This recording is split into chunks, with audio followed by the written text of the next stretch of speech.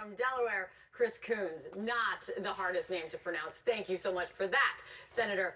Let's talk. Let's move from Elon Musk though and talk about the coming administration, the coming second Trump administration, and about his cabinet picks. You are on the Judiciary Committee. I want to ask you about Donald Trump's pick for Attorney General Matt Gaetz.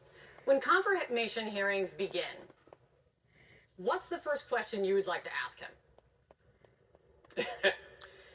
I think the first question that will be asked of him, probably by our ranking member, Senator Durbin, is Congressman Gaetz, under oath, have you violated federal law with regards to sex trafficking, drug use, solicitation? My hunch is that question has been asked and answered, and that's part of why we should get access to the House Ethics Committee report, either shared confidentially with the Senate Judiciary Committee or released. But Kate, there's not a lot of mystery at this point because in recent days, the attorney who represents several of the women who testified under oath that Congressman Gaetz, former now Congressman Gaetz, had paid them for sex and that they'd witnessed his engaging in sex with a minor, has come out and said that publicly. So I think what we will most likely get, if and when we receive the House Ethics Committee report, is more detail about the investigation and the background. But frankly, we should also be asking the second question. What makes you qualified to lead the most important law enforcement agency in our country that's tasked with keeping the American people safe? And if President-elect Trump says he wants you to be Attorney General to go after his political enemies, how will you prioritize keeping Americans safe given that directive from the President-elect?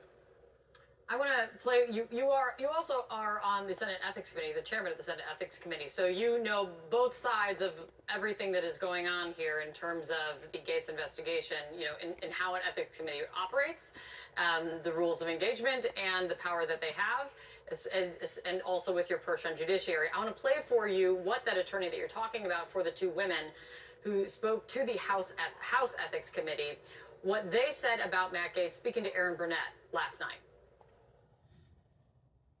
The testimony before the House was yes, that Representative Gaetz paid my client, both of my clients, for sexual favors throughout the summer of 2017 all the way to the beginning of 2019.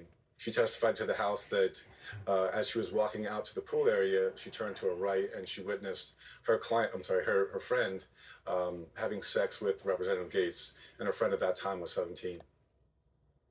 That speaks to everything that you were just talking about now has been said publicly. If you run the math, if that girl was 17 in 2017, at that time, I believe that makes Matt Gaetz 35 years old and definitely a sitting member of Congress, giving his tenure, just for some perspective for folks. You said one of the questions that needs to be asked is what makes you qualified for the job? We know one thing that Donald Trump said over and over again from the campaign trail was that he was the retribution and he was going to go after his political enemies. And this is what Americans voted for. How do you square these two things? Well, Kate, I think if you look at exit polls and at what moved people to vote for Donald Trump as president-elect, it was not that he would tear up our Department of Justice, the rule of law, and go after his enemies. It was more than anything that they want lower prices. They want a stronger economy. They want more opportunity. And I'll remind you, President-elect Trump's victory nationally was not an overwhelming one. It was 1% of the American people. In fact, if about 240,000 people across Wisconsin, Michigan, and Pennsylvania had voted for Vice President Harris instead of former President Trump, today we'd be talking about plans for the inaugural balls and Vice President Harris's cabinet picks. This was a close loss. And a key piece of that close loss was the average American believing that Donald Trump would do a better job on the economy. What we're not talking about today, Kate, is his proposal for double-digit tariffs, a new national sales tax on every imported product, and what that will do to our economy, to inflation, and to the prices Americans pay. While the nominees he's put forward really look more like a casting call for a reality TV show or a UFC fighting match than a cabinet, it is distracting us from the most important policy positions Donald Trump is developing, which have to do with the economy and the costs for working families, and with foreign policy and what he may or may not do with regards to Ukraine. That's exactly what I would ask you about, because Russia now says that Ukraine has fired those longer range missiles provided by the United States into Russia for the first time. You have supported giving Ukraine the green light to hit targets deeper into Russia with U.S. weapons. We've talked about that over the last months and months.